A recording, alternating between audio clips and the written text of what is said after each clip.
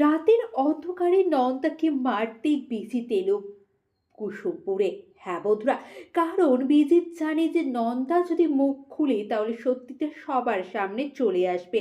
আর কুসুমপুরে নন্দায় এমন একজন আছে যে সমস্ত কিছু জানে আর সমস্ত কিছু পরশুরামকে বলতে পারে। শিবানী আর বিজন লালের কাহিনী গল্প সমস্তটাই কুসুমপুরের কেউ জানুক বা না জানুক নন্দা তো জানে। তাই নন্দাকে বাঁচিয়ে রাখাটা রিক্সের বলেই মেনে নিল বিজিত। ওইদিকে নন্দা পরশুরামের হয়ে কাজ করছে এমন একটা সন্দেহ বিজিতের হয়েছিল। তাই তো রাতের অন্ধকারে কুসুমপুরে সে আসে।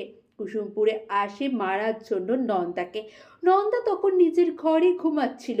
তখনই বিজিত একটা বালিশ নিয়ে আসে, কারণ শ্যুট করে দিলে গুলি চালালে লোকে সন্দেহ করবে, স্পেশাল ব্রাঞ্চের অফিসাররা সন্দেহ করবে। তাই সে ঠিক করে বালিশ চাপা দিয়ে মেরে ফেলবে নন্দাকে।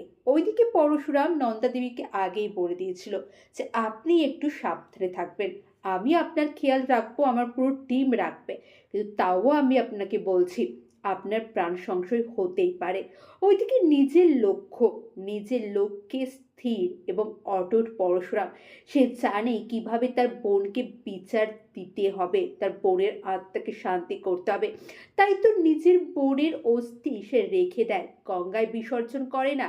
সে বলে এটা আমি করব বিজনের অস্থির সাথে। ওই বিজনলালকে মারবো, ওকে পোড়াবো, দিয়ে ওর অস্থি আর আমার বোনের অস্থি আমি একসাথে গঙ্গায় যে ভাসাবো। সত্যি নিজের বোনকে কোনো দাদাই কখনো ভুলতে পারে না। আবার যদি জানতে পারে যে তার বোনের মৃত্যুটা এতটা নৃশংসভাবে হয়েছে, যাকে তার বোন সব থেকে বেশি ভালোবাসতো সেই তার বোনকে হত্যা করেছে, তাহলে কি কোনো দাদাই স্থির থাকতে পারে? পারে না।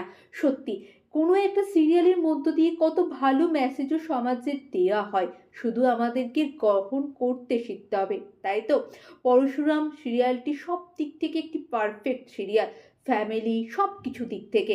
তাই চ্যানেলটি সাবস্ক্রাইব করুন। সকলে ভালো থাকুন, সুস্থ থাকুন, চ্যানেলটি ফলো করতে